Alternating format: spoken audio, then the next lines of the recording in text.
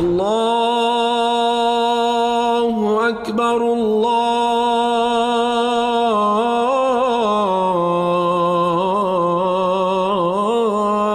أكبر. Assalamu alaikum and welcome to the Islamic Center at New York University podcast, coming to you straight from the heart of New York City.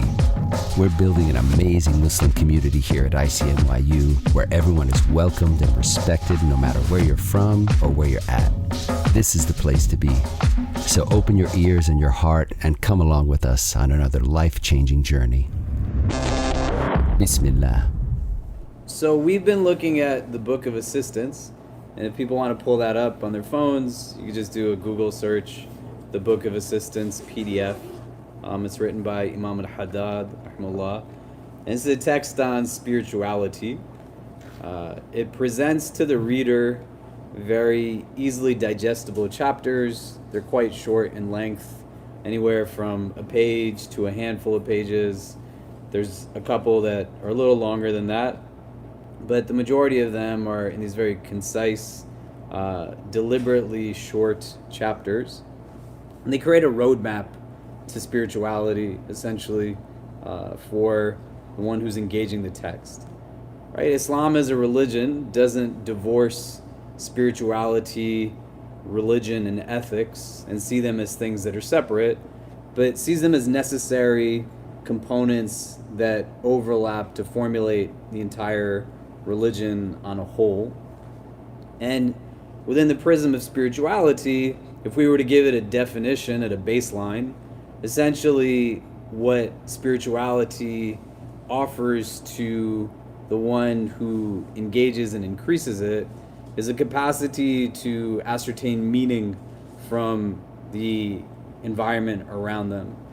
Right? The idea being that there's opportunity to take signs from the world around you, to find what's inherently beautiful and what's inherently good.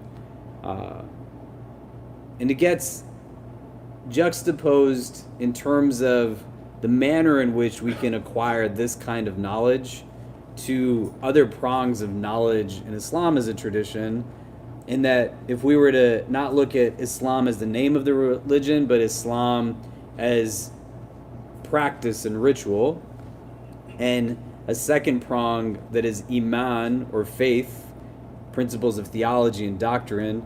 These are things that you can memorize rotely. Ihsan, which is quite often the terminology utilized for Islamic spirituality, is an experiential knowledge. Right? It's not something that you just kind of learn and memorize, but it necessitates an intimacy and an implementation and engagement in order for there to be increase in it. So what does that all mean? Right? Essentially, how you see something isn't necessarily telling you about what you're looking at, but how you see something tells you a lot about yourself.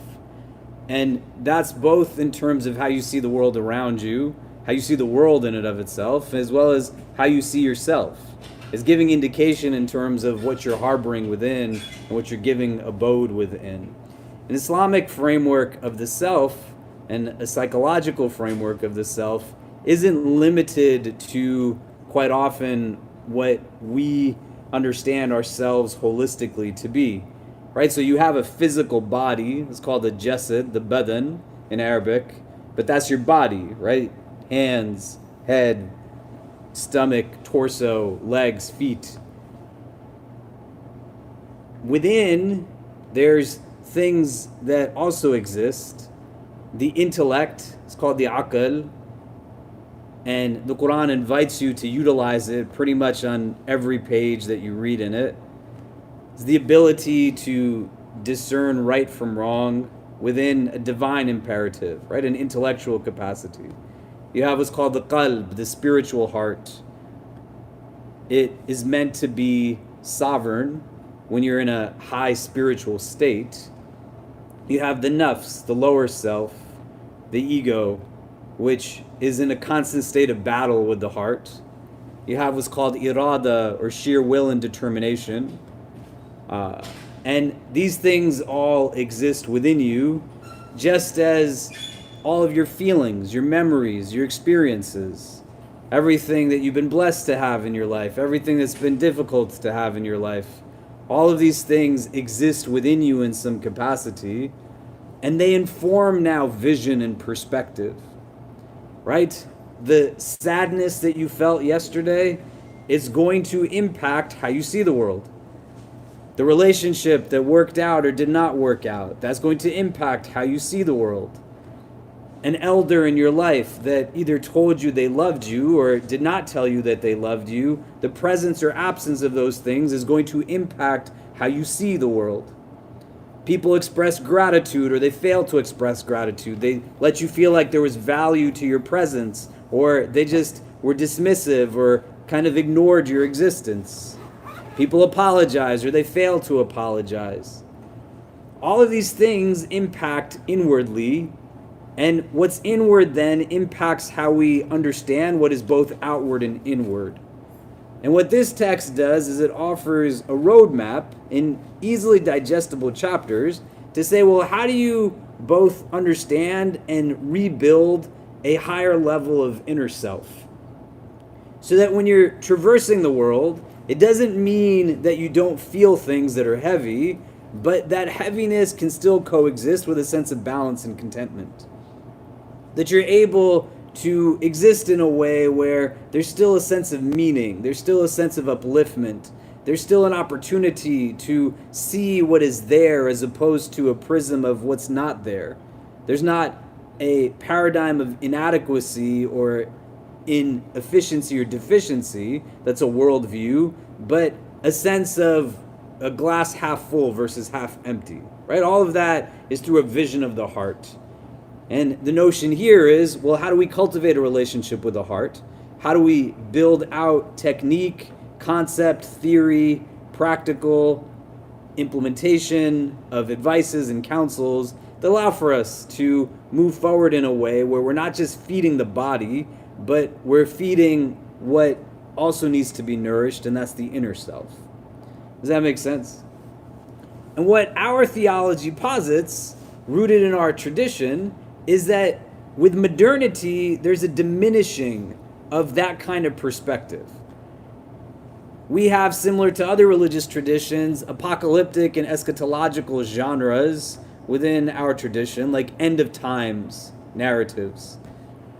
And within the context of the end of times, there's a figure that is known to be kind of as an antichrist figure, known as Dajjal. May Allah protect us from his fitna, his trial. And of the depictions of Dajjal, he is said to be one-eyed. And in the most literal sense, that contradicts what Quranic verse says. In Surah Al-Balad, there's a verse that says, Alam naj'al lahu aynayn, that did we not make him with two eyes, right? You have two eyes on your face, and Dajjal is going to be one-eyed, the hadith says. And so in the most literal sense, that's the idea, that Dajjal is a being that comes at the end of time. He's going to have one eye. In a more esoteric sense, the idea is that at the end of time, meaning within the prism of modernity, as we get closer to end of times, that one eye esoterically is not in a literal sense, but in a sense that vision becomes limited, that we are meant to be people who have the capacity to be able to see outward and inward, not just in one direction, but in both directions. And with this idea, as time passes, people are going to only be able to see in one direction, either outward or inward, not both. There'll be an absence of depth of perspective. You're not going to be able to really find the contentment that comes from being able to see a person as a whole person and not just one single variable of their identity. It's going to be easy to make simplistic and reductive kind of understandings when you intellectualize people's struggles.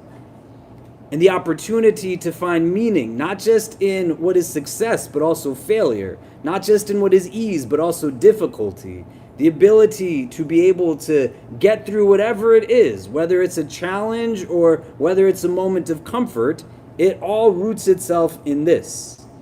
The challenge that comes up for a lot of us is that religion in and of itself, especially one that has ritual, has the danger of becoming overtly ritualized. And for a lot of us, whether we're born into Islam or we convert to Islam, what we're given quite often primarily are just that, the do's and don'ts, the rights and wrongs, the black and white of it. And it becomes reduced now to this notion that there's not this as a means to something, it's just an ends. So you see a lot of people who pray, but they're praying with their body and not praying with their heart. Their body's prostrate, but the heart does not prostrate. Right? You think, how can somebody wake up to pray Fajr every day of their life and they're still mean to people? How can somebody go to Jummah every single week and somehow justify abusing somebody? The correlation between the outward and the inward becomes limited when the only focus is on the outward. It's not that it's not a necessary part, but it's not the only part. And when you only have that, it becomes problematic. And just to recap, because we haven't met in a few weeks. So what our tradition does, the example that I like to utilize, it's a dimensional engagement of religion. And what a lot of us have is just one dimension, which is practice, which is called Islam.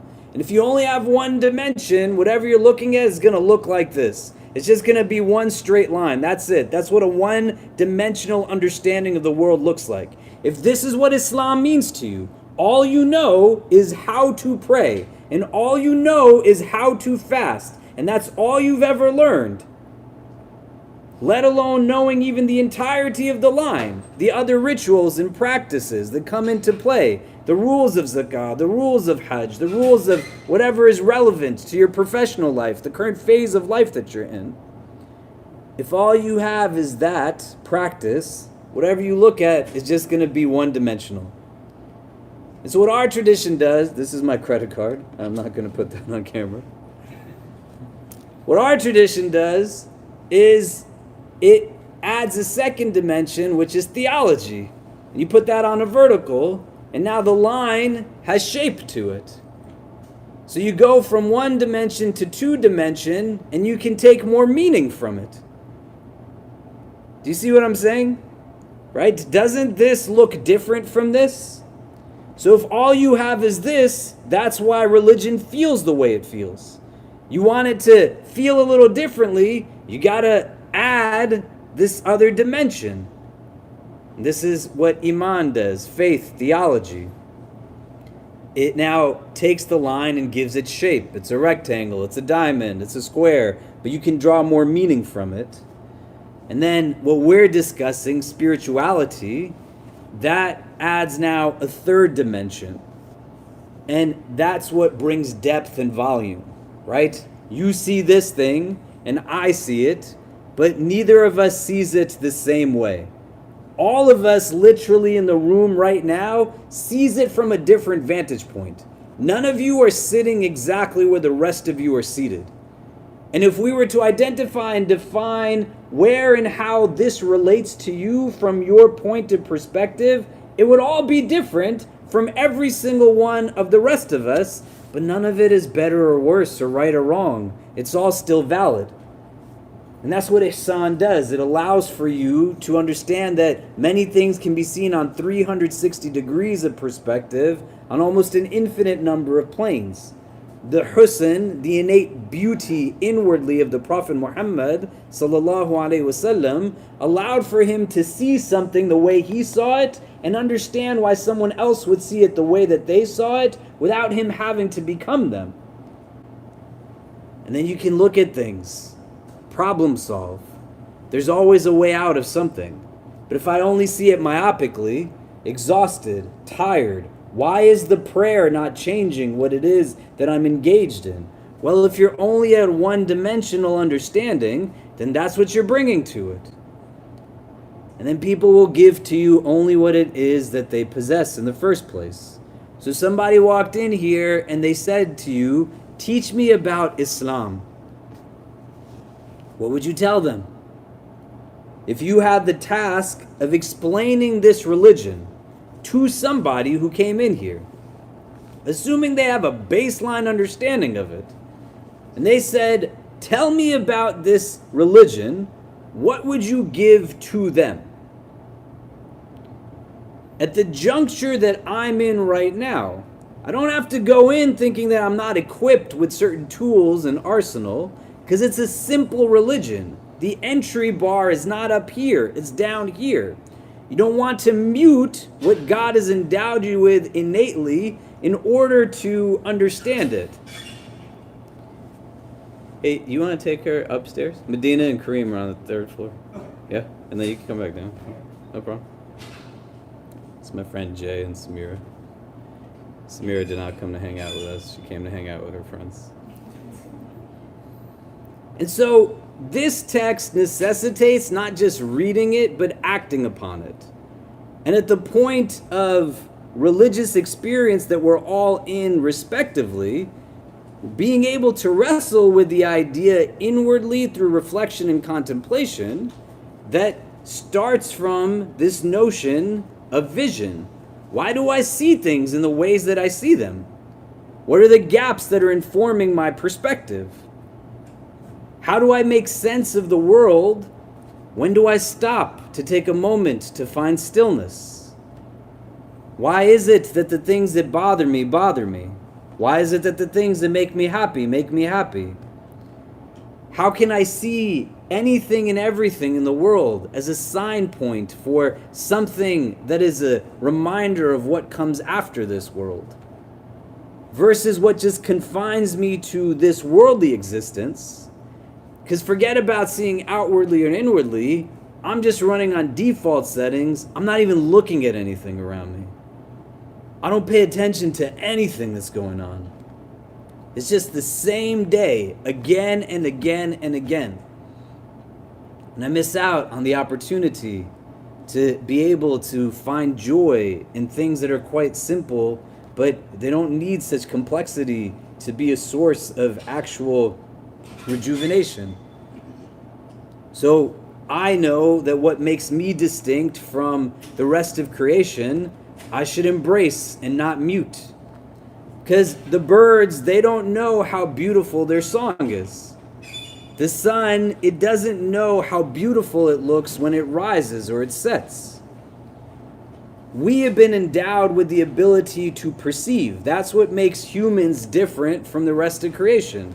We also have intellectual capacity. We can think prior to what we do. And the ability to think in relation to perception is something that we have, that other aspects of creation do not have. But where and how it ties into this text is about enlightening that vision of the heart and allowing for us to embed spirituality as something that's not just, within the framework of more contemporary jargon, things that are very loosely defined, but there can be specific steps and structures to enhance the spiritual self. And so we're on chapter 10. We've been looking at each of these chapters very succinctly, going through them piece by piece so that we can just extrapolate meaning from them and try to take from them as best as we can.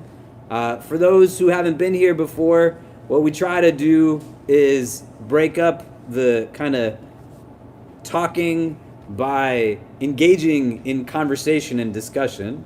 So where and how you're comfortable talking to the people around you. You don't want to limit yourself by only speaking what you think is most correct or avoiding saying something that you feel like does not make any sense.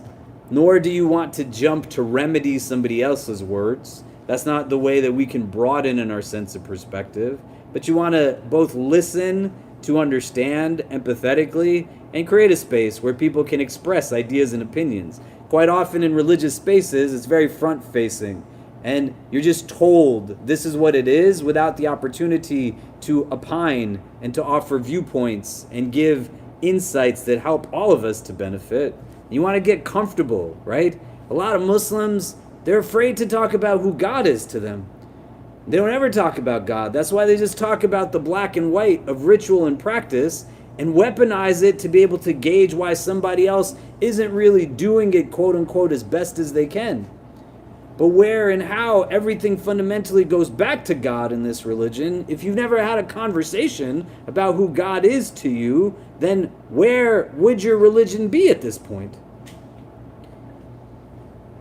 Within it also, it's just a way for us to get to know each other a little bit better, right? We pray together, we share meals together, we build community together. We want to be able to start also understanding each other at a deeper level and hearing each other's ideas and hearing each other's perspectives so we can grow together inwardly as well as outwardly. So if you've missed the first kind of set of classes that we've been doing on this, all of it's online and you can engage it on YouTube, podcasts, etc. And we're on chapter 10. So this chapter is on following the book, meaning the Quran and Sunnah, and it comes now after a series of chapters that were on what was called a wird, having a daily litany, but it's about bringing structure and routine to your day, right? So the 5th chapter on awrad, having a wird, is really about connecting the idea of time management to self-management, because so many of us just engage in things spontaneously, right? We kind of move in different ways. And what Imam al-Haddad is saying is that a way to increase blessing in your day is to just have structure, and you're making time, not just for what is purely worship oriented, because that's not how anybody lives. But you got to make time to hang out with your friends. You got to make time to take care of your physical wellness. You got to make time for your sleep and for your eating. You got to make time for your professional ambitions. And you make time for your prayer, your recitation of Quran, your adhkar. And then he breaks down the wird into other chapters, saying that you recite the Quran, you engage in practices of acquiring knowledge regularly, that you are engaged in regular practices of remembrance and reflection. And these were the handful of chapters that preceded this book, this chapter on following the Sunnah and following the Quran. So if people can pull up chapter 10, it's probably page 36 in most of your PDFs. And if you don't have it in front of you, you can just Google the Book of Assistance PDF, Imam al-Haddad. And can somebody start reading from the first sentence? You must hold fast to the book and the Sunnah. Yeah, go ahead. You must hold fast to the book and the Sunnah. Take refuge in them, for they are the upright religion of God and his straight path. Those who adhere to them find safety, profit, guidance, and protection, while those who deviate from them go astray, grieve, lose, and are broken. Let them govern you and control what you do, and consult them in your every affair, in obedience to the counsel of God and that his messenger. O you who believe, obey God and obey the messenger, and those in authority among you. If you have a dispute concerning any matter, refer it to God and the messenger. If you believe in God in the last day, that is better and fair of consequence. Keep going. Refer it to God and the messenger means refer it to the book and Sunnah. The messenger of God, may blessings and peace be upon him, has said, I bid you take care of that with which, if you hold to it firmly, you will never err. The book of God and my Sunnah. If it pleases you to be well guided along the white road in which there is neither crookedness nor curvature, then measure all your intentions, traits, acts, and words against the book and Sunnah. Then retain whatever conforms to them and abandon whatever does not. And always be cautious and follow the better alternative. Never innovate in religion, nor follow the ways of the non-believers, or else you will lose both this world and the hereafter. Which thing is the manifest loss? Beware of the novel things and the invented opinions, and for he has said, may blessings and peace be upon him. Every addition is an innovation. Every innovation is an error. And anyone who adds to this affair of ours what does not belong to it is to be rejected. Okay, so this chapter is not about just the importance of the Quran and the Hadith, but it's interjecting a concept that we want to be able to break down in a few different ways, because in comparison to when this text is written and previous texts, you have a lot of contemporary discourse on this topic of innovation, which in Arabic is called bid'ah, that also conflates the discussion in ways that can be quite confusing. And there's a bunch of different ways that this concept is understood, but we want to understand what the chapter is about in the first place and give a definition to what this is. So Imam al-Haddad, he's saying this now and placing it after he talks about things like reflection and adhkar and engaging in the acquisition of knowledge and all kinds of practices. The understanding is that the innovation that he's telling you to avoid is one that is in particular to innovated matters in religion. That the idea is that you want to remember that the base of this religion is that we do have a Quran and we do have a Sunnah. The word bid'ah in and of itself has a literal meaning and a technical meaning. Right? And a lot of words that we learn that are words in Arabic, just like in English, you can understand them through connotations, denotations, literal meanings, technical meanings. So the word, for example, Sharia, which refers to Islamic law, both civil and criminal aspects of it, in its most literal definition, it means a path to water. The word Sunnah literally just refers to the authoritative example of anyone. Its technical definition refers to the authoritative example of the Prophet Muhammad, peace and blessings be upon him. So the word bid'ah just means anything that's new, anything that's like newly invented. The technical definition religiously refers to now a matter that is newly innovated, relevant to religious matters, in matters of religion only. Why is this important? Because you will have individuals who might tell you, if something didn't happen during the time of the Prophet, you can't do it. So no laptops, no cars, right? These are not things that existed at that time. That's not what it's talking about. It's talking about purely in the context of religious undertoned activities. That there's nothing that you have to add on as such, because all of it is there in the Quran and in the Hadith. Like, you don't have to invent a new way to pray. You don't have to invent a new form of, worship in that sense. Does that make sense? Why do you think this is something that is important for someone to know?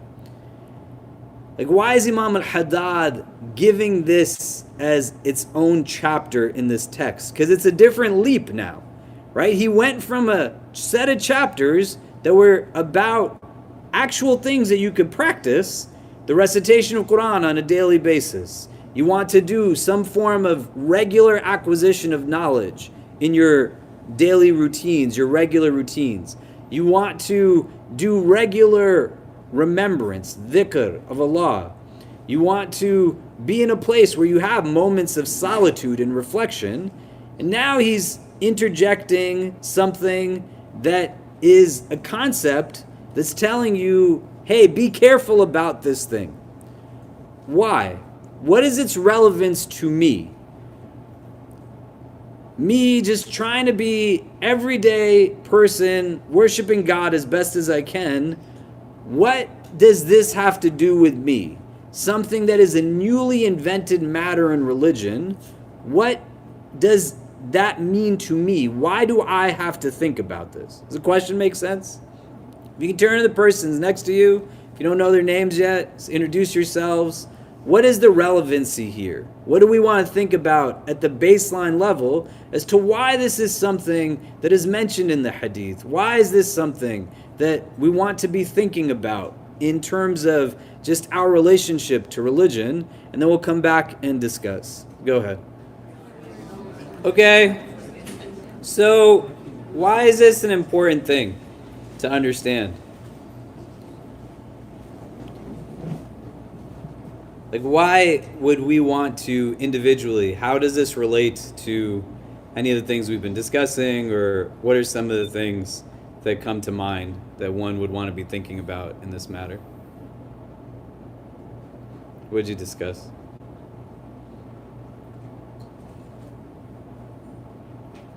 Yeah.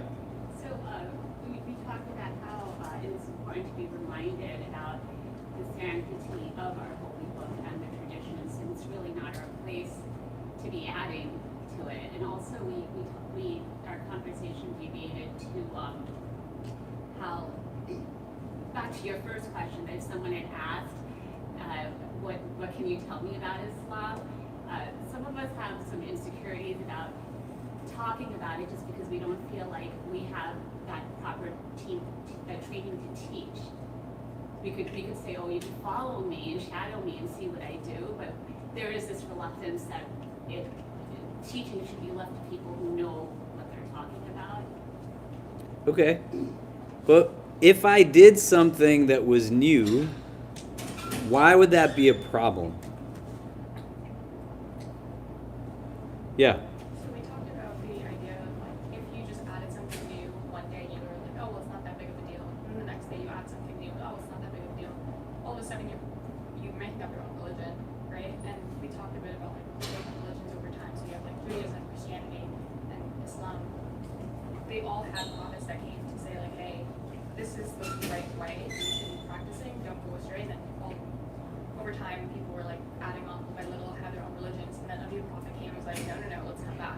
So if we continue doing our own thing over time, we'll just be practicing a whole other religion. It's like, what was the point? When also, if you can correct me, isn't it like didn't the Prophet Muhammad finalize he was the end, right? Like he finalized the religion, perfected it with the Quran. So we have no right to be adding anything new. Yeah, and these both are like good points. Let's keep them in mind and see how they relate. Yeah, go ahead. So I was listening to this podcast that was talking about objective reality and how there is no limit to objective reality.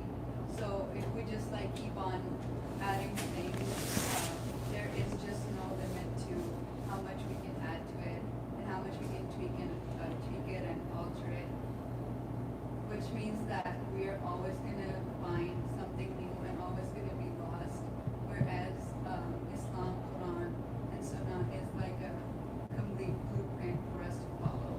But if we get into objective reality, which has no limit, we're just going to be lost. So why would people over time change their own religions? Right? Like if you read texts that are purely academic texts, you could read The Sociology of Religion by Max Weber. Right? He's not Muslim. He's an academic. He will tell you how the church, he will tell you how various religions, objective, like historically, the religion is changed. The manner in which the institutional structures, they exist, they change. The systems, they change. Different things change. Why? Why is that something that potentially comes to play? Why does that happen? And as you're thinking about that, I'm going to ask you to talk about this. One of the reasons individually we're also not wanting to add newly invented matters in these things is because they're not going to do anything for you. Right?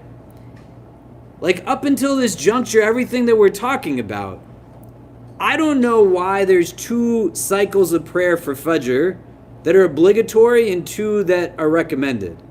As much as why I couldn't tell you there's 3 obligatory cycles for Maghrib.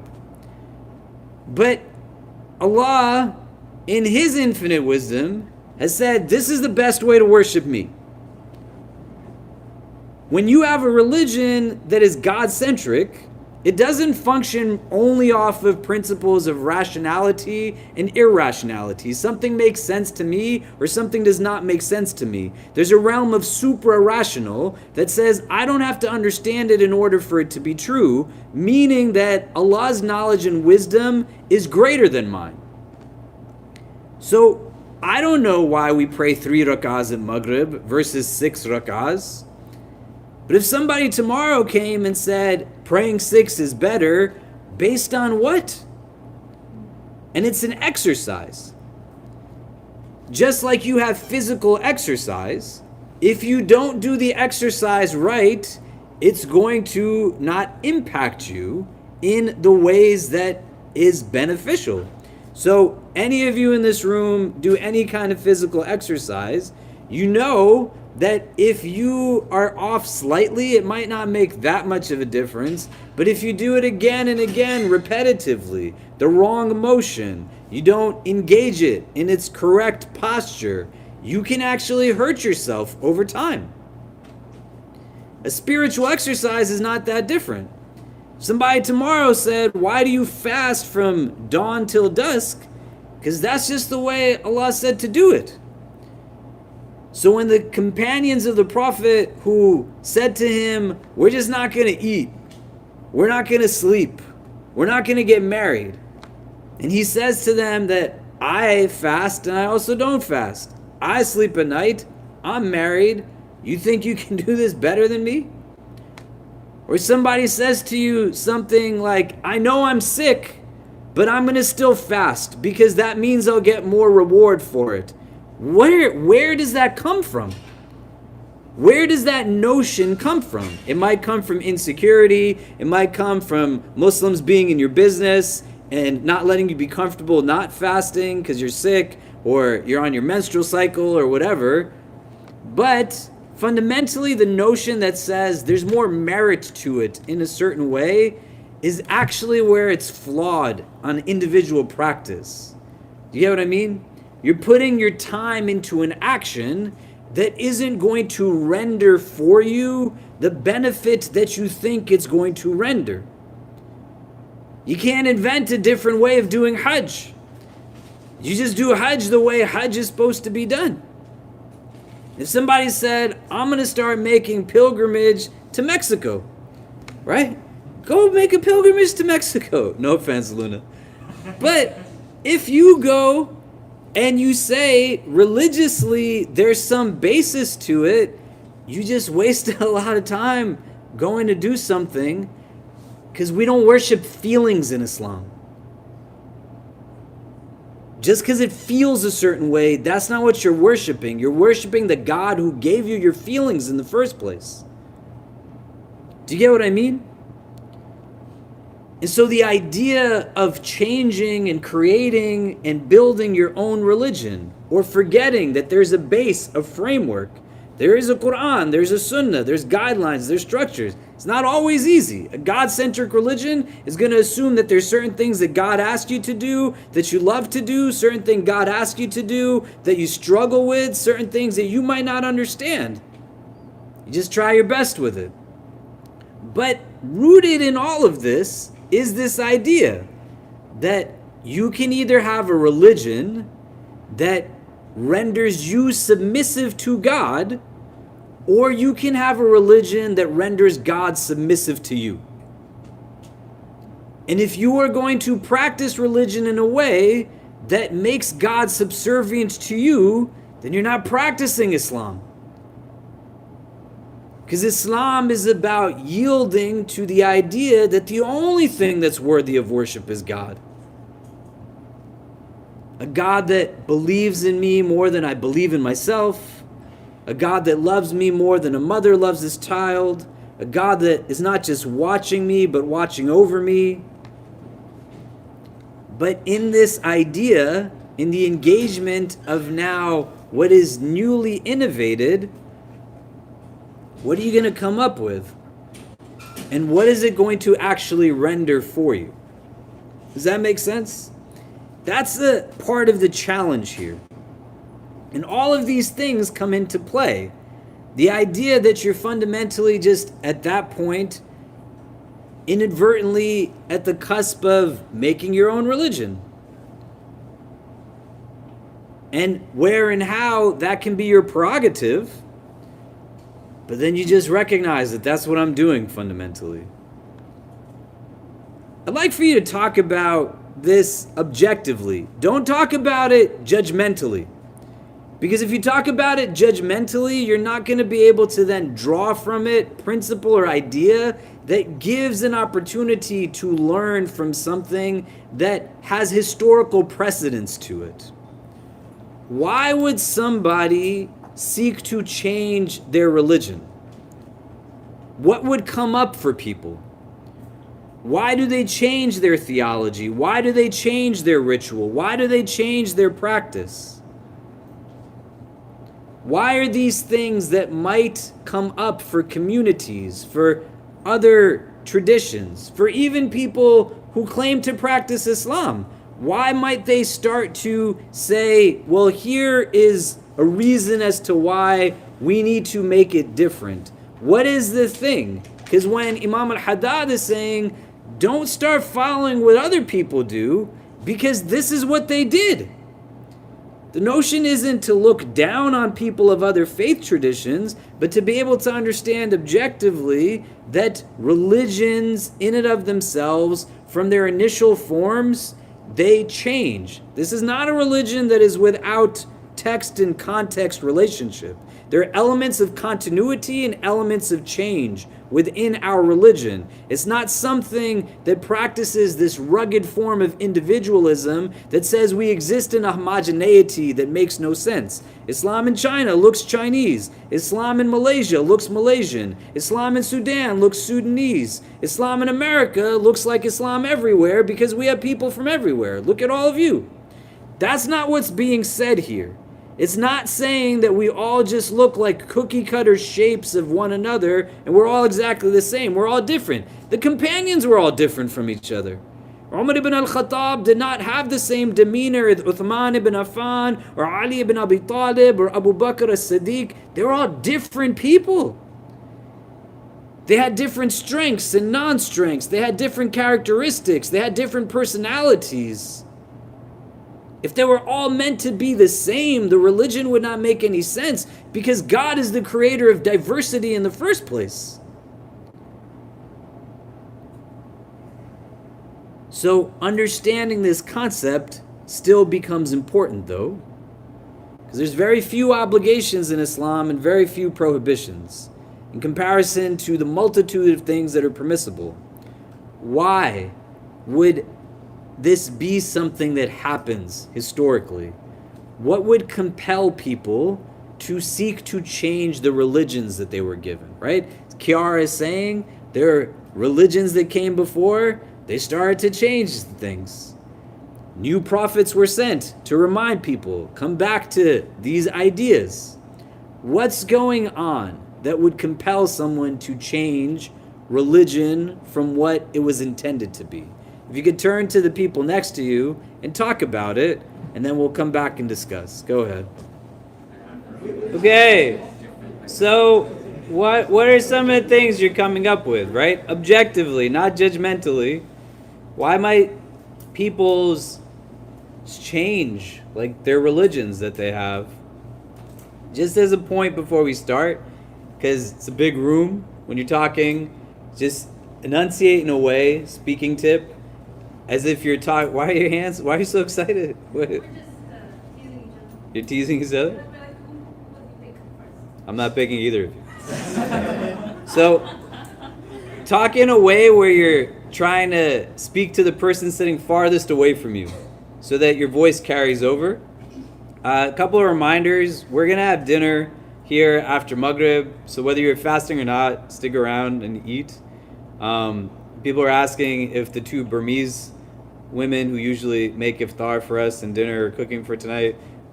They're not, mashallah. If you didn't know, the last few iftars that we had were made by these two women on their own. They cooked everything, brought it down from their home, mashallah. Make special dua for them. The older auntie and her daughter that were cooking for us, mashallah. Yeah, may Allah bless them for that and everything they were doing. So we're going to have Domino's tonight. It's a big shift from handmade, home-cooked. Yeah. But then next week, we'll probably order something else. I just forgot to order food. I'm not going to lie to you. That's why we're having pizza today. Yeah. It's potluck also, so for those, we're going to start coming around again. If you want to bring something for people to snack on, it's fine, but it's not necessary to bring something. But just stick around after, because it's always great to have people get to talk, get to know each other over some food. So plan to stay after Maghrib time. So what did you come up with? Why are people like prone to doing this? Why might someone look to have change in their religion? Yeah, Maria, go ahead. I think it could be like misinformation or incomplete information, especially at times when we're with the internet. People with incomplete knowledge would just spread it to the families, communities, or like figure out, or just inform, give the wrong information to his family, to his extended family, and then that would just progress through generations and next thing you know, it's part of the culture and it's wrong messages. Yeah, it could be a mistake, right? That's pretty valid, right? Someone just by accident started something. What else? Yeah, Shala. I think sometimes we change religion to serve us instead of serving it. But why? Like in being able to think about intentionality and motivation. You're not judging someone, but thinking like what would compel someone to do that. Do you have your hand raised in the back? Yeah. Go ahead.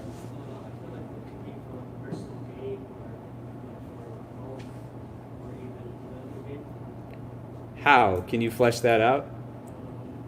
I'm not 100% sure on this, but like I heard that like some Hadith were tweaked around and stuff because the Sunni and Shias were having war at that time. Okay. Yeah. Radley, you had your hand raised. Yeah, I brought up the topic of convenience within religion and how some base desires may conflict with religious obligations or prohibitions, and as little as there may be things that are prohibited or allowed within Islam, like say someone, well, I don't want to give a specific example, but yeah, I mean, as opposed to maybe directly addressing a habit that may be in opposition to Islam or what Islam expects of its followers, you maybe work around that as opposed to addressing a habit or Yeah. So one of the things we discussed in our group was the fact that like values of society change over time. And, like in any society, the values can change over time. Like even in America, like over the last 30 years, we're seeing that like values are changing a lot, and then that leads to overcompensation in both directions. So in one direction, you could be a little bit more strict and like add things to the religion to sort of defend yourself against societal change. And the other direction is like you conform to societal change and you try to like fit in with like the changes in values, and you stop thinking of religion as like a sort of objective set of values. So you have. Okay. Yeah. I think it's also associated with power and authority. For example, in Pakistan, there are like a lot of religious organizations who kind of change the way that Islam is, and I think it's more like the less of power and authority that they get from it. Like they like people following them into something that's very unrelated to Islam, and they make money out of it as well. And I think they benefit off of uneducated people, especially in Pakistan and in South Asia. So yeah, the politics, power, and authority plays a big role. So when you think about all of these things together, it's not easy, right? Like you can imagine there's individuals that have competing interests. People who don't buy into a theology, but are more opportunistic. Individuals who start to also, on the other end, make religion very difficult, right? A lot of people turn away from religion because of quote-unquote religious people. This is where the idea is that you're not looking to break down a person, but necessarily perhaps maybe break down a condition or a tendency, you know? So you have scholars of the past who had their students that they would go at odds with. And when they would have dispute, the senior scholar would go to the younger scholar and try to figure out what was going on in terms of the conflict, and they would reach a conclusion where the sheikh says to the student, our job is not to obliterate the patient, our job is to obliterate the illness. The whole idea is to not destroy an individual. You still have a certain sense of sanctity for the person. But you can recognize that when somebody is in a place where they're not feeling right inside, they don't have community support. They're in a place where the world gets heavy. You live in a society that tells you who you are is only acceptable when you become that which you are not. You live in a deeply entrenched anti-blackness. Whiteness, white supremacy constantly creates a good-bad framework. There's hadith that say towards the end of time, holding on to a sunnah is going to be like holding on to a flaming coal in your hand. It's not going to be easy. But there's a difference between struggling versus saying this is now just how it is always, absolutely. A concept you have to understand here is what's called the maqasid sharia, the objectives of Islamic law. That it's not a system that is just in a vacuum, but there's purpose to it. The implementation of the command towards doing what is good and forbidding what is wrong is a divine command, but its implementation gets suspended when it increases detriment and not benefit. So why does Umar ibn al-Khattab suspend the had punishment, the penal code punishment for stealing during his caliphate? Because people are starving, they don't have food to eat. What are they going to do? This is where the system is not something that is beyond an understanding of what's going on practically on the ground, but a recognition that the base of this comes from just actually knowing what the book says. And it's not a self-deprecating question. It could be, but it chooses what it is based off of how you speak it to yourself. How much of the Quran do you read? And understanding that your Islam is not an inherited identity, but it's a discursive theology that you have to be able to think about, well, why do you practice Islam? And somebody can come and turn your religion into something that it's not. I don't know if I said in this halaqah or a different halaqah that we do, but we went to Palestine before COVID hit. Did any of you come on that trip? Abir, you were on the trip, right? We went to Palestine and all over, right? May Allah end the occupation there and make us a generation that sees a free Palestine in our lives. There is historical narrative rooted in the telling of prophetic experience that contradicts what our religious understanding is in relation to the sites on the ground in the Holy Lands. And what people in authority seek to do in order to now validate what becomes politically inequitous policy and practice, they take advantage of the fact that you don't know your religion. And they tell you this is what your religion actually says. To advance now what becomes apartheid and oppression of people. Do you get what I mean? And why community is necessary in all of this. Why you need to be kind. Why you need to be generous. Why you have to check in on people. Because you have companions of the Prophet who struggled with drinking alcohol. You have companions of the Prophet who struggled with committing zina. This is not just something that is meant to be clever or anything. It's real. They weren't saying it's a part of the religion. They're saying this is something that I have difficulty with. Even moving beyond the tendency and propensity of it and actually engaging in the act. They still had a place within Islam. Do you get what I mean? when there's not consciousness, why this is built in a text of spirituality, if your heart is not awake, you're going to think the thoughts that you're thinking are your own thoughts, but in reality, the thoughts that you think are the thoughts that the system wants you to think. You're going to buy into supremacist ideology, and whiteness is going to define and dictate your sense of self, and it's going to tell you to forego parts of who you are and buy into practices and thoughts that are still defined and dictated by people of privilege that don't want you to be empowered through what is a robust religious identity. You got to be proud to pray your prayers. Not feel like you're walking on eggshells. And that can be hard for the individual, but it's that much harder when they walk into a room and nobody says salam to them. That you're in a place and you can stand side by side with somebody in prayer and not even know their name.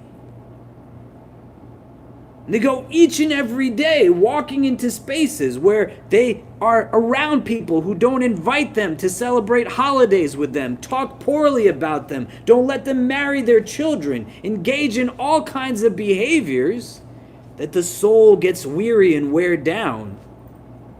And it says, well, if I'm not going to be accepted by the people that claim to be my brothers and sisters, where am I going to go? And if this guy on the pulpit is constantly telling me why I'm destined for hell, why would I want to be a part of the religion in this way? Knowing the base becomes important. Just because somebody, quote unquote, looks religious doesn't mean that they know religion. There's a lot of conversations I have with people when we sit down. And I know the kind of things, alhamdulillah, that I have skills at. When I sit down and I talk with people, I'm talking with them and listening to them. But I can tell you the sheer number of times I've sat down with people, elders, various places. They are on their deen in a lot of different ways, but it gets to a point where what they're saying fundamentally is not part of this religion. It is not part of this religion to reject a suitor based off of their racial background. And when you get to a place where all you can then verbalize is my culture takes precedence over my religion, then that's fine. That's what you're doing, man. Do you get what I mean?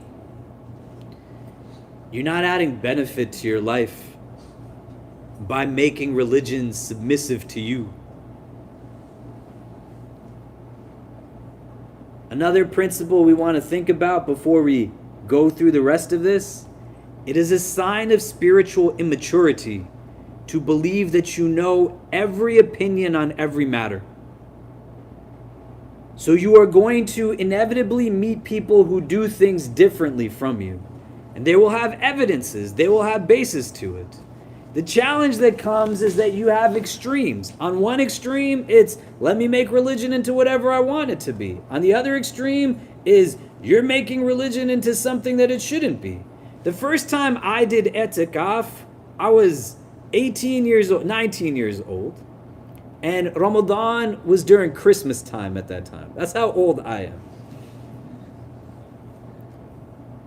And over the Christmas break, the masjid was filled with a lot of people who were on school holidays, and I was sleeping. Itikaf is a practice of a spiritual retreat. In the last 10 nights of Ramadan, the Prophet Muhammad ﷺ would seek solitude in the masjid.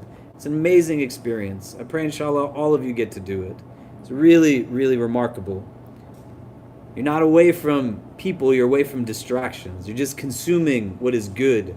Good for your body, good for your soul, good for your heart. You're not hearing lies and backbiting and gossiping and people being condescending. You're just consuming things that are just good for you. So in the masjid that I was doing this in, I was sleeping near a window during the winter, and a lot of people were sleeping towards the middle of the masjid, but I just wanted my own space, right? And I started to get sick. I'm fasting. I wasn't like overtly sick, but I was coughing up a lot of phlegm. When you're in etikaf, you're just sitting in the masjid all day. You don't leave the masjid unless there's a viable reason to leave the masjid. So I got a paper cup and I started spitting my phlegm in the cup. You can think it's gross, because it is gross. But that's what I was doing. And then a guy came up to me, he's a really nice guy, that I'd known for a few months, had only started to get into his deen again within a few months, born into Islam. And the people he was sitting with were people who were really hypersensitive on this concept of bid'ah. And this guy comes and sits next to me, and I'd known him for a few months, really nice, always smiling. I'm spitting in my cup. He was like, "How's it going?" I was like, "Well, I'm spitting a cup a lot, man. What do you think it's like?" And he's like, "Are you sick?" I was like, "No, I just do this for fun." And he was like, "I don't think you should do this." And initially I was like, "Yeah, it's pretty gross." But he was like, "This is bid'ah." And I was like, "What do you mean?" And he was like, "The Prophet didn't do this. The companions didn't do this." I was like, "The Prophet and the companions didn't spit in a cup? Like, this isn't what the word means." Do you get what I mean? But a little bit of information can tweak the ego in a place that you now have a prism in front of you that starts to make claims that are just nonsensical. And when your mode of engagement of religion is one that seeks to break down others as a means of bringing yourself up, it's not a good intention, man. You're hurting yourself more than you're hurting anybody else. And that's why you have to know Islam. You don't have to just practice Islam. You don't want to just be Muslim by an identity variable. Hey Kareemu, assalamu alaikum. This is my son Kareem, mashallah. Kareem is in a 7-hour-a-day basketball camp right now. So if his guns are looking bigger, it's because he's grabbing those rebounds really hard. You tired? What are you doing down here? Did you say assalamu alaikum to everyone? Yeah? Well, Kareem, I guess, is going to sit right here for the rest of the night. Do you understand what I'm saying? Right? So somebody tells you something is haram, and you don't know what the word haram means. I love each of you. I know some of you have never had a conversation with me. The people who have been here for a while, they'll tell you, I'm genuine in saying, I love you. How do you not know what the word haram means?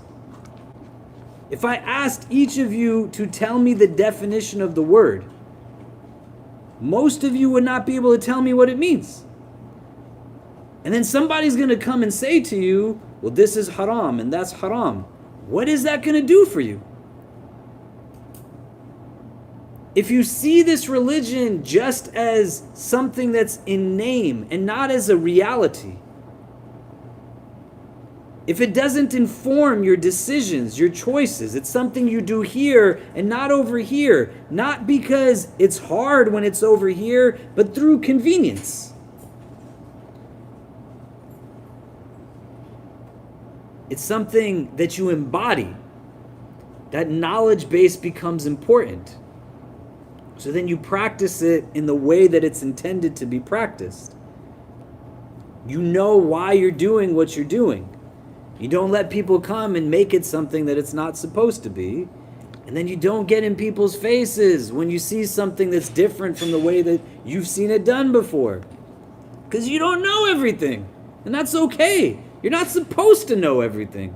Who can possibly know everything? That's a futile pursuit. You just gotta know simple things. Be nice to people. Give people the benefit of the doubt. Right? Make excuses for people. And work hard on yourself. That's what spirituality is. Mujahida. You're struggling with something. You get what I mean? This is why it's important to know that this thing is not something that is a concept we want to be dismissive of. To be able to recognize it. That it can lead to a lot of challenges and a lot of problems. Let's continue on with reading. Page 37, he says, there are 3 kinds of innovations. Does anybody want to read? Yeah, go ahead, Don. There are 3 kinds of innovations.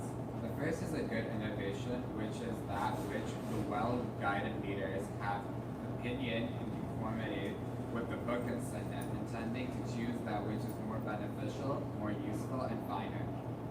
As for example, Abu Bakr's collection of the whole Quran into one volume, Umar's institution of military pension and of the Tarawih prayer, Uthman's arrangement of the Quran and the institution of the first call to prayer on Friday, and Ali's rules for fighting heretical rebels. May God bestow his good pleasure upon the four caliphs. Okay, so there is hadith where the Prophet ﷺ expands on this idea of bid'ah, right? And by extension, he's saying that where and how you take understanding, you take from me, you take from the kind of predecessors after me. He's giving an idea that this extends past his immediate generation. So these examples have principles that are rooted now in an idea that just because something didn't happen immediately in the time of the Prophet doesn't mean that that's something that isn't a part of the religion. So Uthman ibn Affan, for example, he adds another adhan on the day of Jummah. But what's happening contextually is that the Muslim community has grown from this to this. And when the community is this big and the adhan is called when the imam is on the mimbar, everybody can hear it. We call the adhan in this room, what's going to happen? You can all hear it. But the person sitting on the other end of the building, they're not going to be able to get here in the same way you can get here. So Uthman ibn Affan, he says, let's add an adhan that calls out into the marketplace, that doesn't have any legal implications as such, but it proceeds now and it gives people who are coming from a distance time to come in.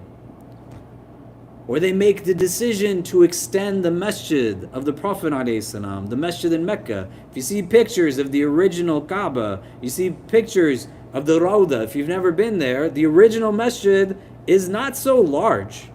But now when you go and there's 1 million people, the actual construction is to accommodate more people.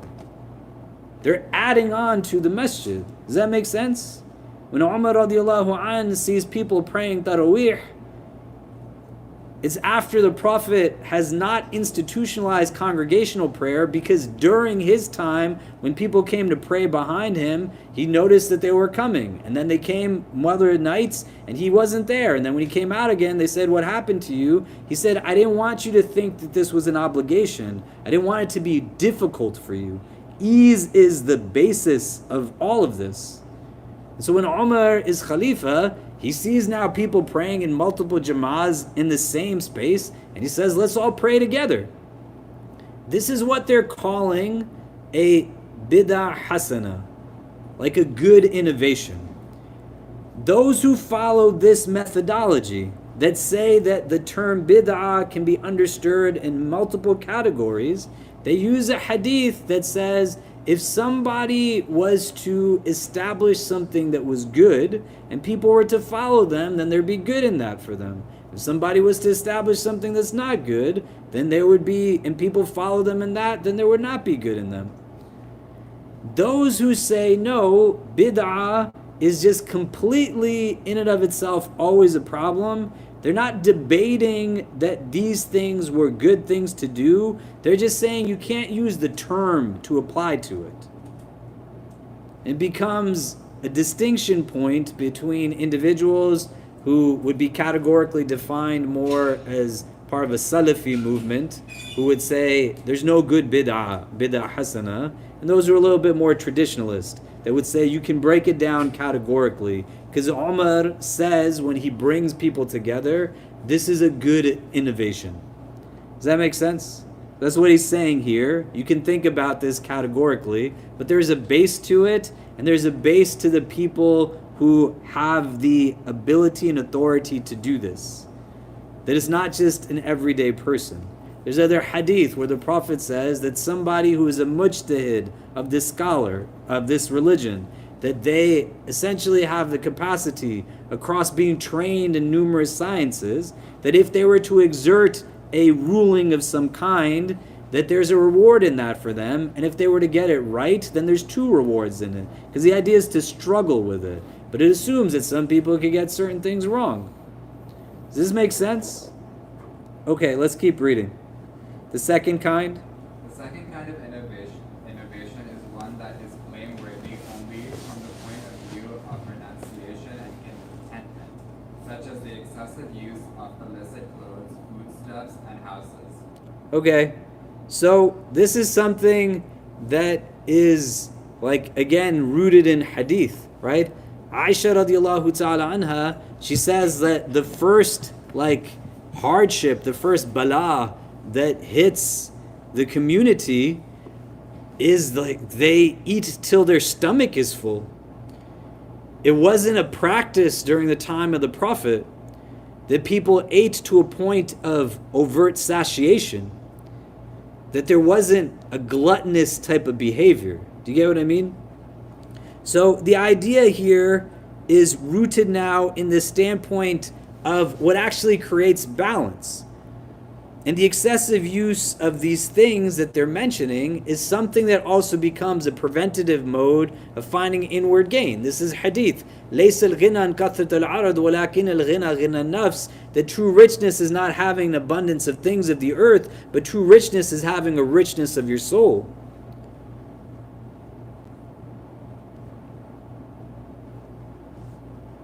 Can we continue the third kind?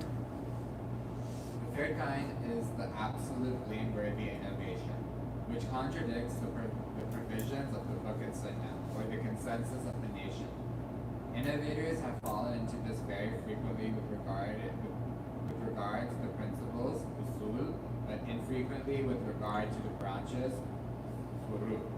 The one who does not adhere exceedingly to the Book and Sunnah and does not do his utmost to emulate the messenger and then pretends that he has a certain degree before God, the Exalted, should not be paid attention to nor attended, even if he is able to fly in the air and walk on water, and have distances folded up, and the laws of nature broken for him. This happens frequently to demons, magicians, soothsayers, talisman makers, astrologers, and others who are similar in error. These can only be considered charismata, karamat, and confirmation, and not enticements and delusions when rectitude is istiqama is present in the one in whom they appear. So what Imam al-Haddad is saying here is that just because somebody has, like, certain capacities to do certain things, if they are people you're going to take from, they can't be people who are living in contradiction to the Quran and the Sunnah if they're the ones teaching you their Islam. Does that make sense? Understanding what this means, though, necessitates understanding, like, what it means to follow the Sunnah. Following the Sunnah doesn't mean that you have to wear one of these every day, right? None of you are even wearing it. I'm the only one wearing it. And I'm wearing it because I live upstairs. I got pajama pants on underneath this. I'm really comfortable.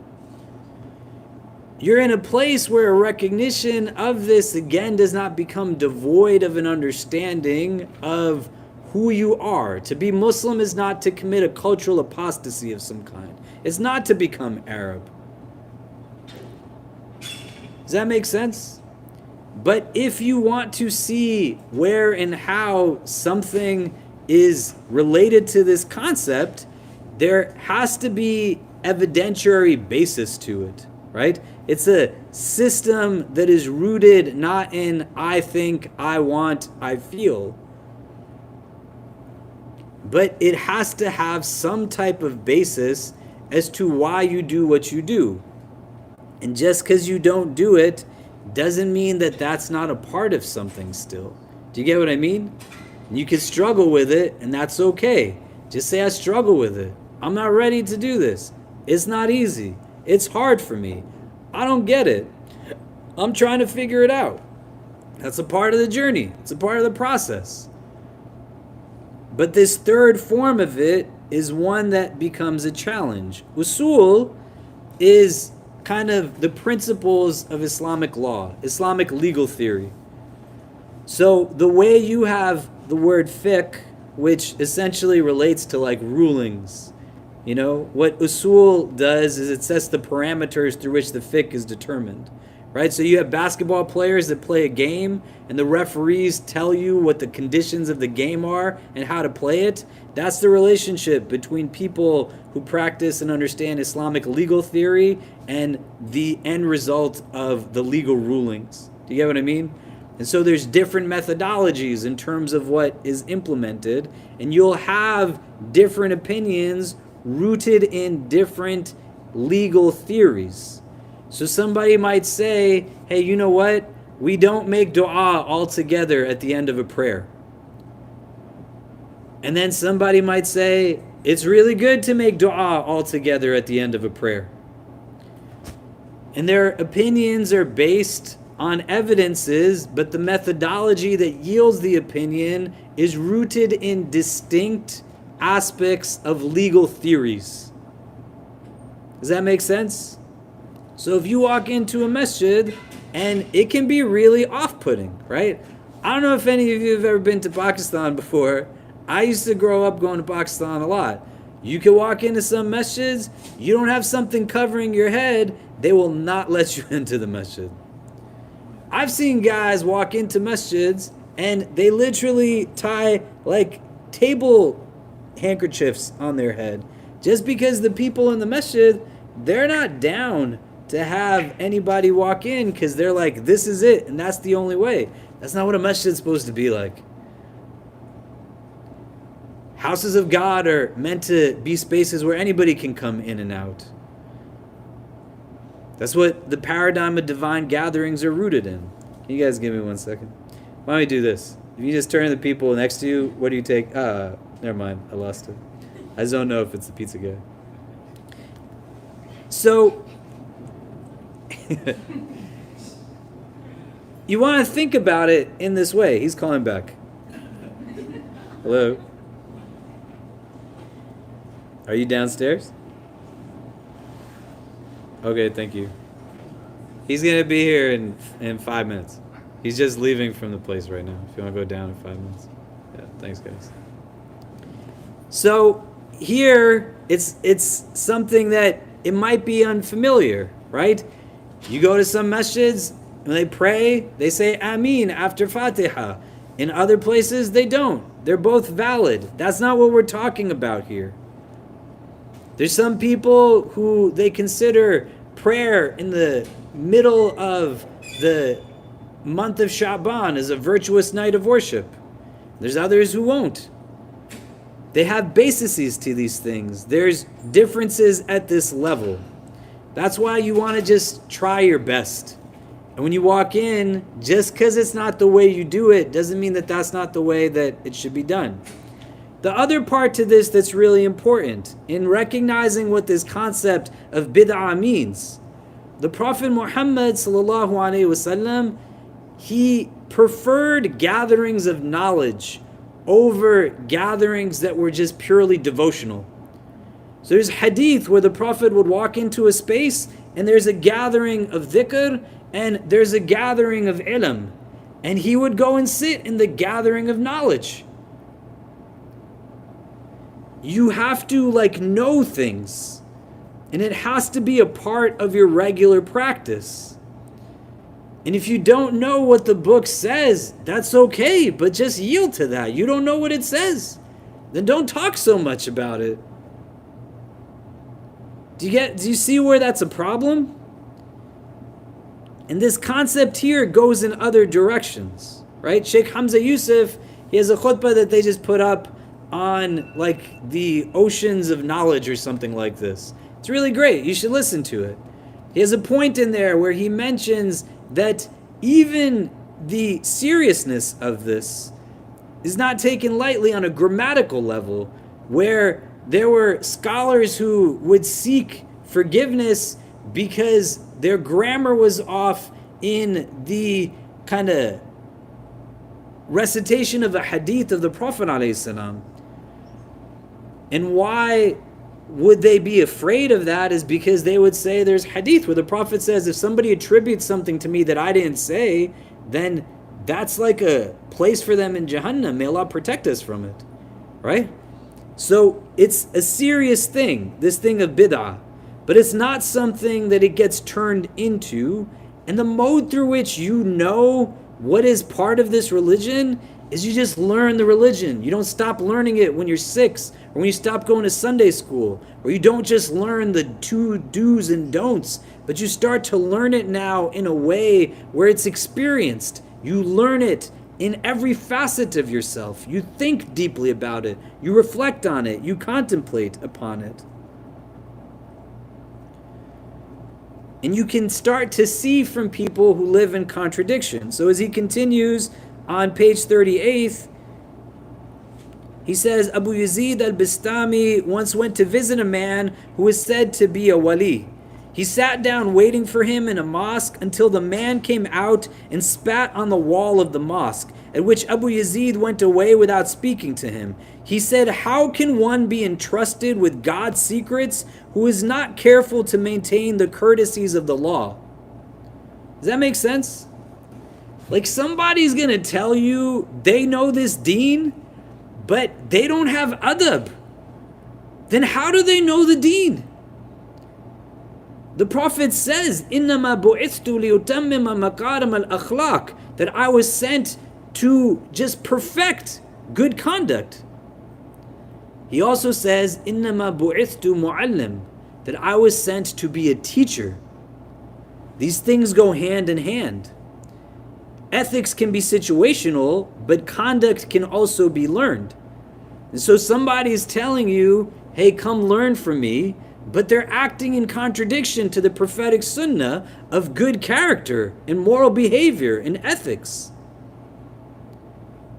And that's somebody that you want to distinguish between being a professor versus being a teacher. You see the difference? You can take information from people, but you don't want to take their characteristics if what they're calling to you are things that are deeply problematic in this way.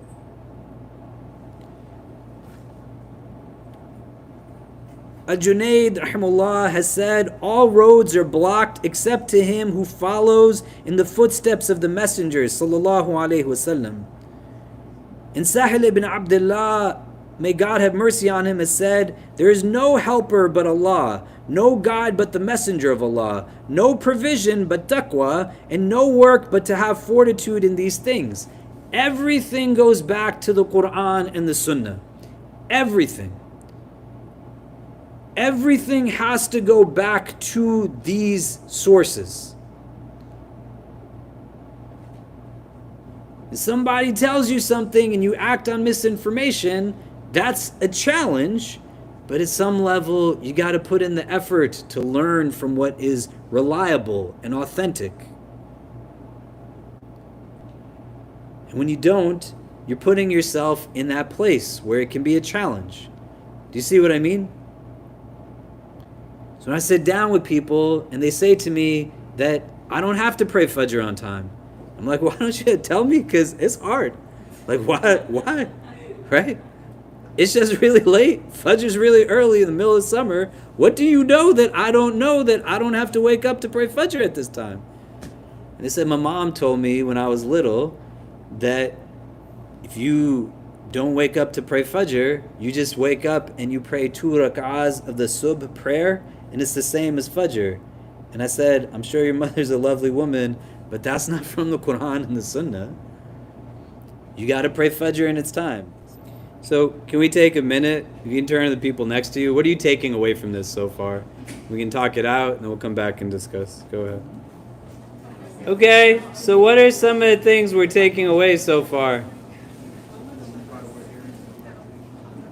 What is this bringing up for you? What is it making you think about? Who wants to start? All right, did you raise your hand? Yeah. What were you talking about?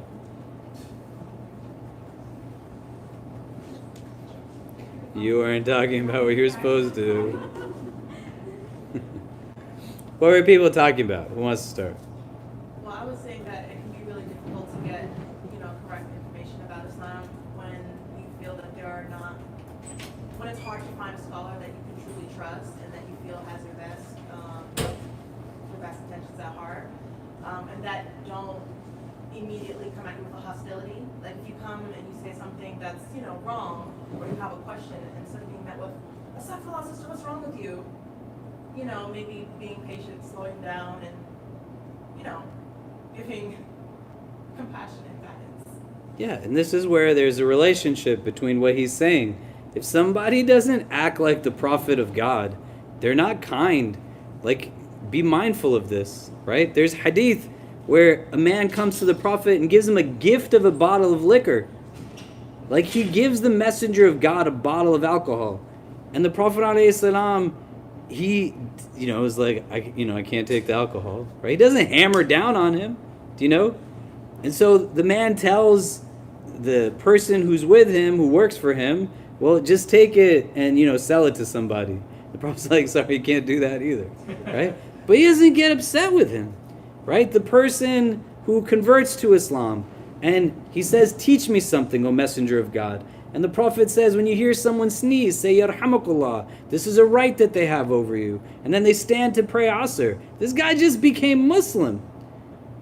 And while they're praying, someone sneezes. And he learned from the Prophet, when somebody sneezes, you say, Yarhamakullah. So he said, Yarhamakullah out loud.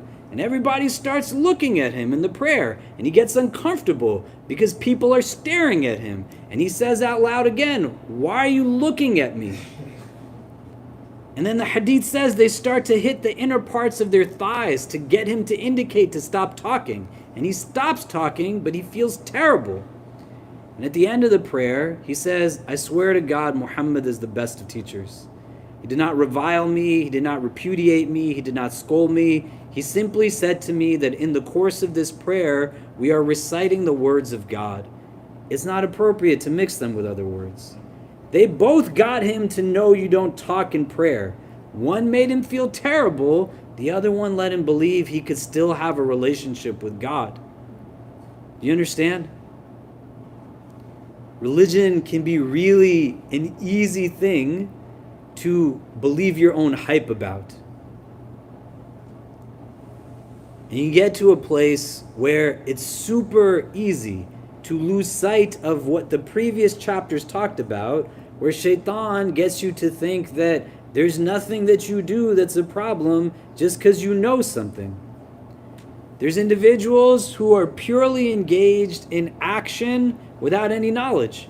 There's people who all they do is they have knowledge that they take in and they don't do anything with it.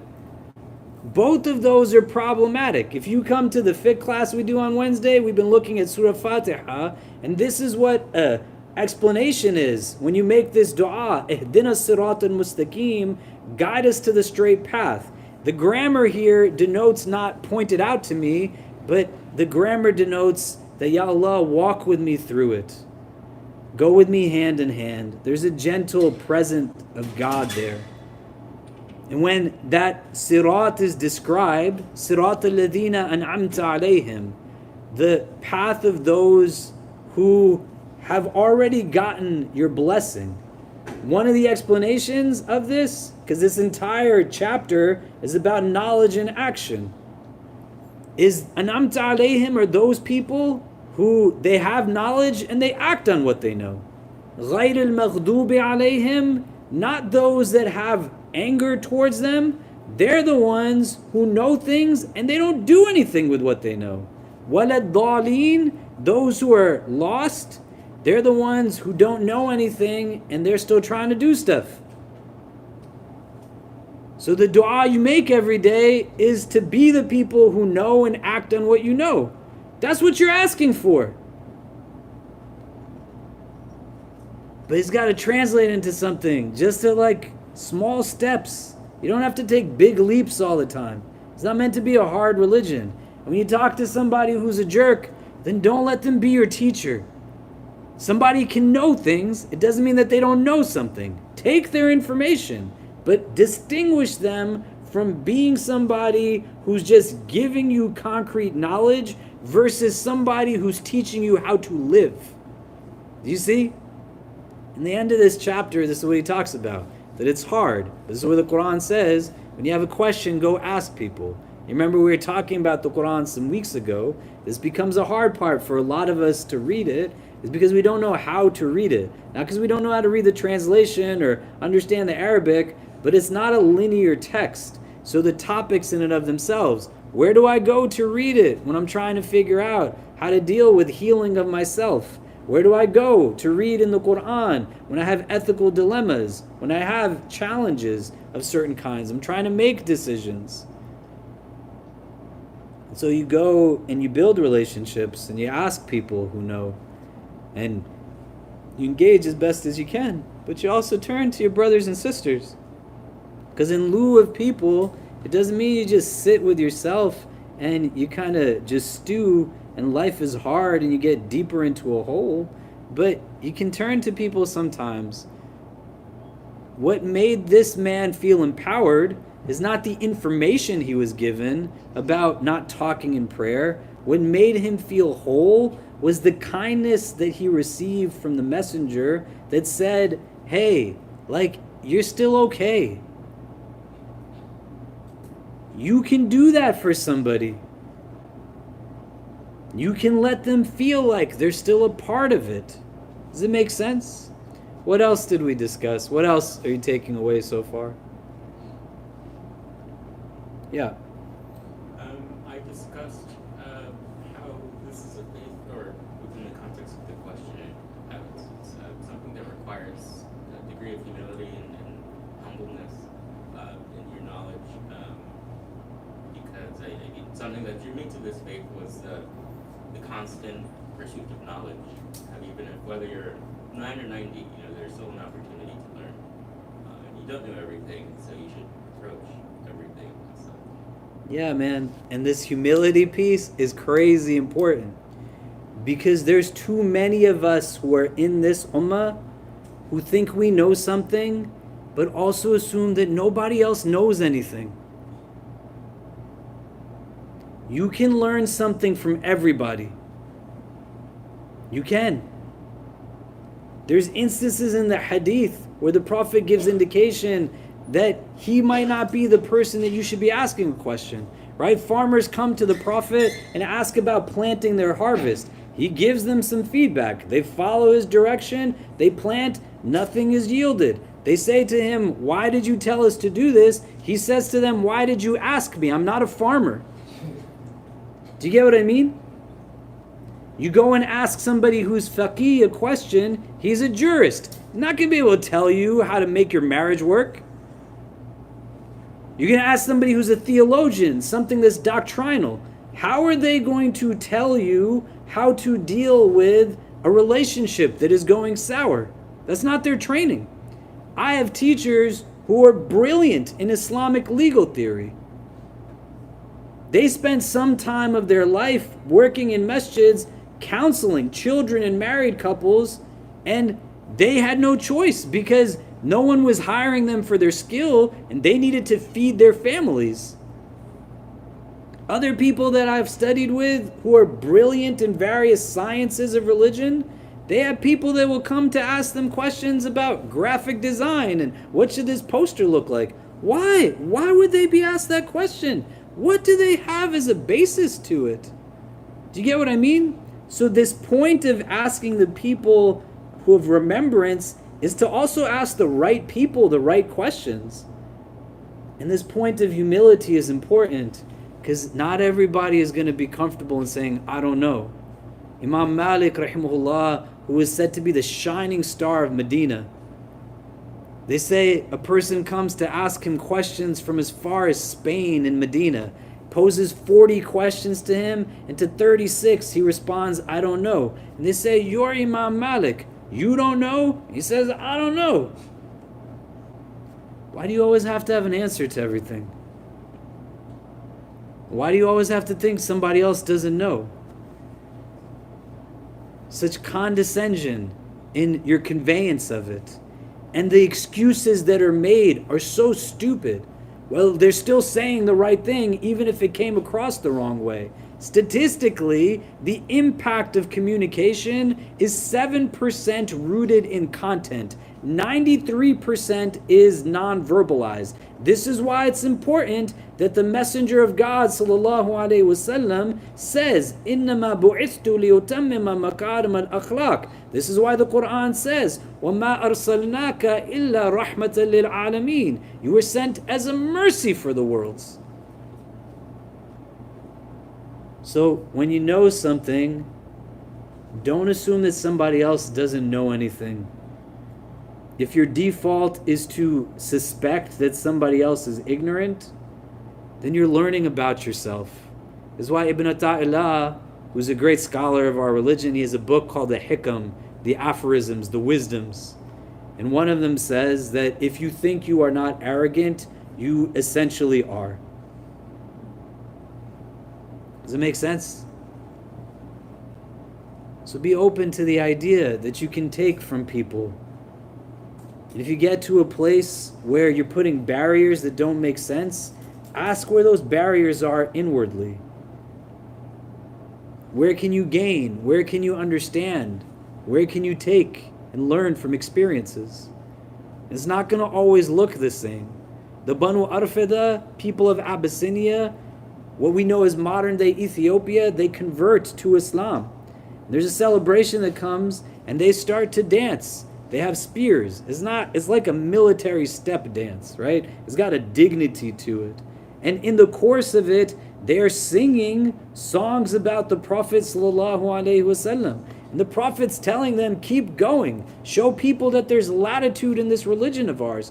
Umar ibn al-Khattab steps up to stop them, because what they're doing is not what is the custom of Quraysh. And the Prophet says, let them be, Umar. Let people see there's latitude in this deen of ours. Do you see the difference? And so let yourself talk to yourself in a way that doesn't assume that everybody else is stupid. Let yourself understand that when you fall into what we were talking about before, ideologies that influence your perspective. There's some of you in this room who believe that certain people are more intelligent simply because of the color of their skin. You might not admit it, but you take information differently in religion from somebody who is Arab versus somebody who is black. That's so ridiculous. Preventing yourself from access to the depth of beauty of scholarship in this religion.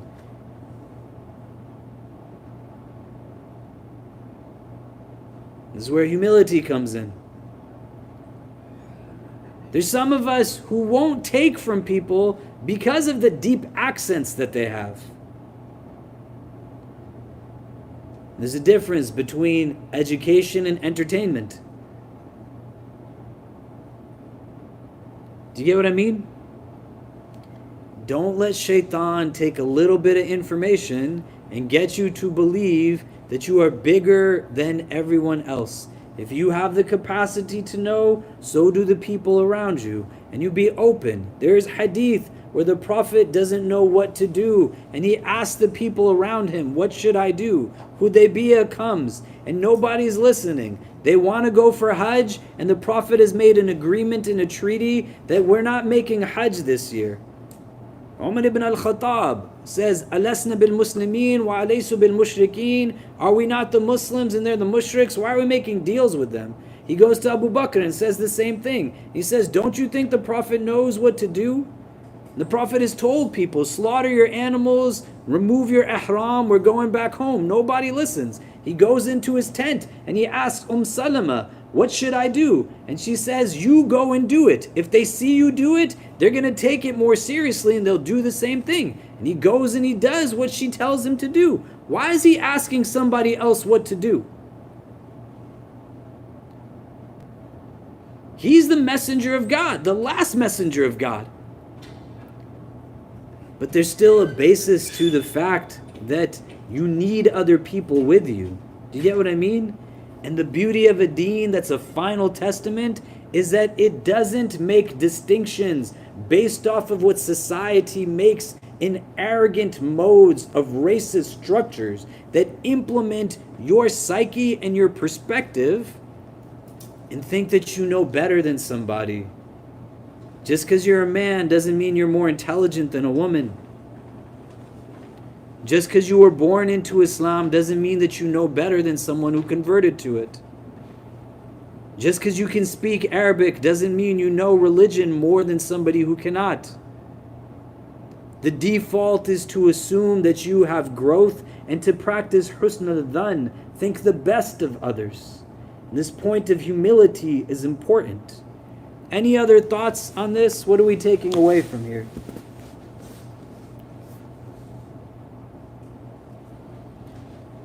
So what you want to do is sit with some of this, right? The concept is in a spiritual text. Your spiritual heart will not gain from engaging in practices that are religious and not found within the course of the Quran and the Sunnah. If your worship is not rooted in what is Quranic or prophetic, then there's not a basis to yield from it. It's the equivalent of what we said before. You're just making your own religion at that point. You're going to struggle with something, struggle with it.